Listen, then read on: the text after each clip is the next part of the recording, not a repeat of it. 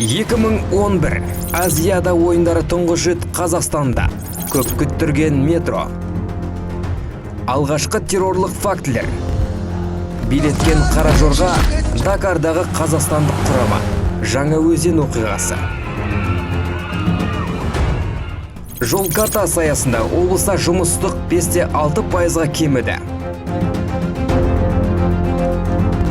Қалада тұңғыш облыстық кардиологиялық диспансер ашылды.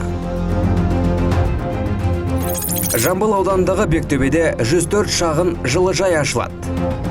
Мал басында өсім бар. Ал Жаслан және К серіктестігі 7 айда 5 миллион гүл өсіреді. 2011-де Төлебай базары маңында 750 шаршы метр жерде археологиялық қазба жұмыстары жүргізілді.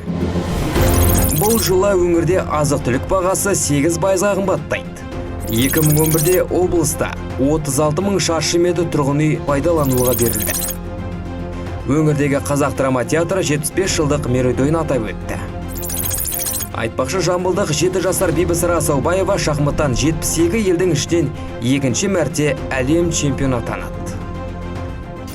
Бұл жылы кәсіпорындар 72-де 5 миллиард теңгенің өнімін өндіргенді. 2011 тәуелсіздік жылдарындағы Жамбылдың оқиғалары осындай.